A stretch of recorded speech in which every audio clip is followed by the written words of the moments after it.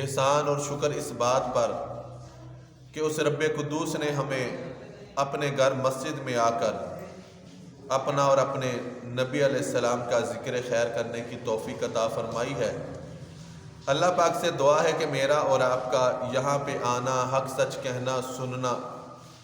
اپنی پاک بارگاہ عالیہ میں قبول و منظور فرماتے ہوئے میرے اور آپ سب کے لیے، میرے اور آپ سب کے والدین، اساتذہ اور تمام امت محمدیہ کے لیے بخشش اور نجات کا ذریعہ بنائے، آمین ثم آمین۔ دوستان محترم،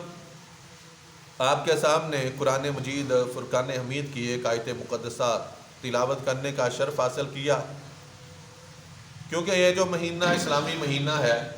اس کی نسبت جانشین مصطفیٰ، خلیفہ مصطفیٰ، خلیفہ اول، یار غار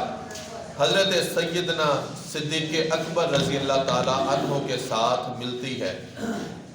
اس مقدس اور مبارک مہینے میں سیدنا ابو بکر صدیق رضی اللہ تعالیٰ عنہ کا وصال مبارک ہوا، تو اس نسبت سے پچھلا جمعہ بھی ہم نے اسی پہ گفتگو کیا تھا، اور آج بھی ہم جس موضوع پہ گفتگو کریں گے وہ شان مبارک حضرت سیدنا ابو بکر صدیق رضی اللہ تعالیٰ عنہ، اس پر گفتگو ہوگی۔ قرآن پاک کی آیت مقدسہ آپ کے سامنے تلاوت کی۔ اللہ پاک نے ارشاد فرمایا کہ والذی جاء بالصدق، فرمایا بے شک وہ جو سچ لے کر تشریف لائے، وصدق بہ، اور جنہوں نے اس سچ کی تصدیق کی، اولئک ھم المتقون، فرمایا یہی لوگ اللہ سے ڈرنے والے ہیں، یہی لوگ اللہ سے خوف کھانے والے ہیں۔ اور اس آیت کو میں نے مزید سمجھایا تھا کہ مولا کائنات شیر خدا حضرت سیدنا علی المرتضیٰ رضی اللہ تعالی عنہ فرماتے ہیں کہ یہ جو قرآن پاک کی آیت مبارکہ ہے نا، والذی جاء بالصدق، فرمایا والذی جاء بالصدق سے مراد وہ ذات جو سچ لے کر آئی، وہ امام الانبیاء حضرت سیدنا محمد مصطفیٰ کی ذات ہے صلی اللہ علیہ وسلم۔ اور فرمایا وصدق بہ، قرآن نے یہ جو لفظ کہا نا وصدق بہ، فرمایا اس سے مراد جانشین مصطفیٰ، یار غار، خلیفہ اول حضرت سیدنا ابو بکر صدیق رضی اللہ تعالی عنہ کی ذات مراد ہے۔ ایک تو یہ کہ دیکھیں علی رضی اللہ تعالی عنہ کی اور ابو بکر کی آپس میں محبت کیا ہے، کہ جانشین مصطفیٰ اور صدق بہ کی تفسیر فرمانے والے سیدنا علی المرتضیٰ شیر خدا ہے۔ اب وہ سیدنا ابو بکر الصدیق رضی اللہ تعالیٰ عنہ کہ جنہوں نے اپنا چلنا پھرنا، اپنا اوڑھنا بچھونا، ہر ادا میں مصطفیٰ علیہ السلام کی سنت کو اپنایا، اور اللہ کے نبی علیہ السلام نے بھی اپنی ظاہری حیات طیبہ میں اپنے جانشین ہونے کا اشارہ سیدنا ابو بکر صدیق رضی اللہ تعالیٰ عنہ کو فرمایا۔ روایتوں میں یہ بھی آتا ہے کہ اللہ کے نبی علیہ السلام کے دربار رسالت میں ایک عورت آئی، مائی آئی، اس نے آ کے عرض کیا کہ یا رسول اللہ، یا حبیب اللہ، میں نے آپ سے ایک مسئلہ پوچھنا ہے۔ تو اللہ کے نبی علیہ السلام نے فرمایا کہ کسی حکمت کی بنا پر کل آ جانا۔ اب بعض روایتوں میں یہ بھی آتا ہے، کچھ نے کہا کہ وہ مائی یہ پوچھنے آئی تھی کہ یا رسول اللہ، میرا بیٹا جو ہے وہ گڑ میٹھا بہت زیادہ کھاتا ہے، تو یا رسول اللہ اسے منع فرمائیں۔ آپ نے فرمایا کل آ جانا۔ اس نے عرض کیا یا رسول اللہ، یا حبیب اللہ، اگر کل میں آپ کو نہ پاؤں تو، اگر آپ کل یہاں پہ موجود نہ ہوئے تو، فرمایا اگر میں موجود نہ ہوا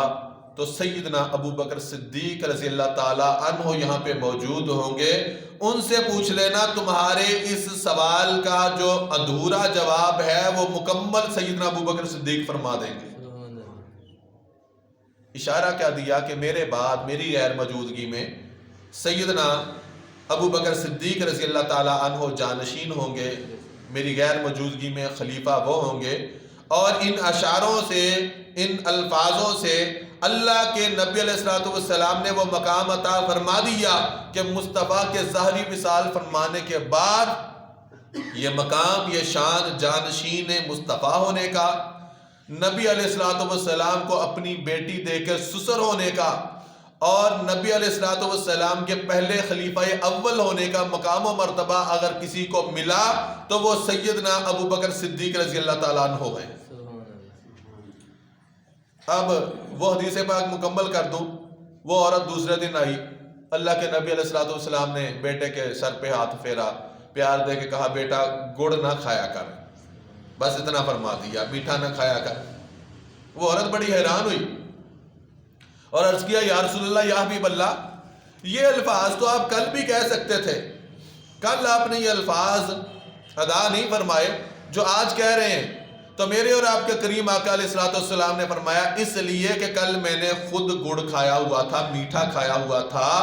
اور پیغمبر اسلام کل بھی کہہ دیتے بات تو ہو جانی تھی،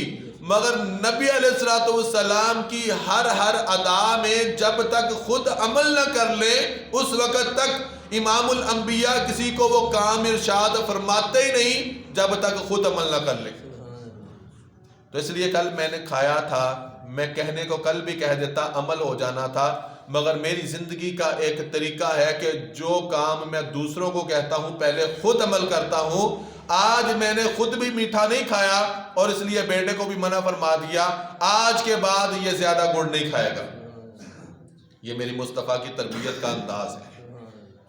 تو ہمیں بھی اپنے بچوں کی اگر تربیت کرنی چاہیے تو اس انداز میں کرنی چاہیے۔ اور ساتھ میں یہاں پہ سیدنا ابو بکر صدیق رضی اللہ تعالیٰ عنہ کے جانشین مصطفیٰ ہونے کا ہمیں ایک اشارہ بھی ملتا ہے۔